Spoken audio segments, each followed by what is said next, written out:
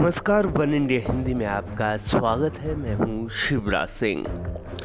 उत्तर प्रदेश में विधानसभा चुनाव को लेकर सियासी पारा चढ़ा हुआ है। इसी कड़ी में बीजेपी ने मंगलवार को प्रत्याशियों की एक और सूची जारी कर दी है। इस लिस्ट में कई बड़े नामों के गायब होने से राजनीतिक गलियारों में खूब चर्चा हो रही है।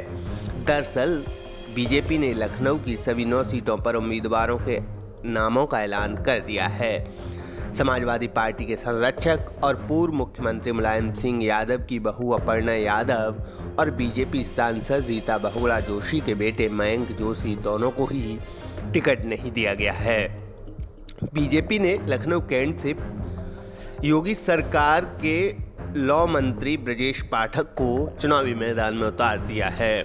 बता दें कि योगी सरकार में कानून मंत्री ब्रजेश पाठक लखनऊ मध्य से पिछली बार बीजेपी के टिकट पर जीते थे, लेकिन इस बार उन्हें लखनऊ कैंट लाया गया है। बता दें कि लखनऊ कैंट सीट के लिए कई दावेदार लाइन लगाए खड़े हुए थे। अपर्णा यादव जहां इस सीट से चुनाव लड़ने के लिए तैयार थी, तो बीजेपी सांसद रीता बहुगुणा जोशी अपने बेटे के लिए लखनऊ कैंट से टिकट की दावेदारी कर रही थीं। इसके लिए उन्होंने सांसद की सीट छोड़ने का भी ऐलान कर दिया था।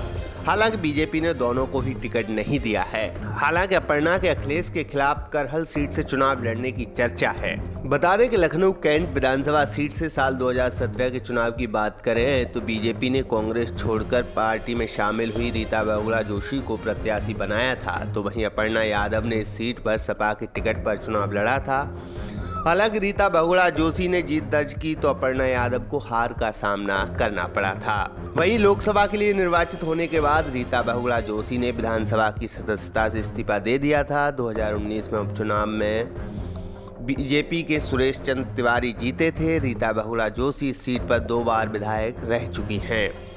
लखनऊ कैंट विधानसभा सीट के सामाजिक ताने बाने की बात करें तो इस सीट पर सबसे ज्यादा ब्राह्मण उम्मीदवार ने जीत दर्ज की है। अब तक 12 बार ब्राह्मण उम्मीदवार इस सीट से जीतकर विधानसभा पहुंच चुके हैं। लखनऊ कैंट शहरी इलाके की विधानसभा सीट है।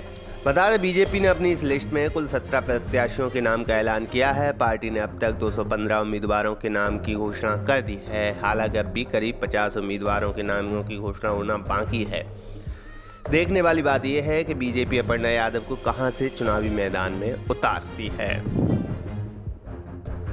इस खबर में फिलहाल इतना ही। तमाम अपडेट के लिए बने रहिए वन इंडिया हिंदी के साथ।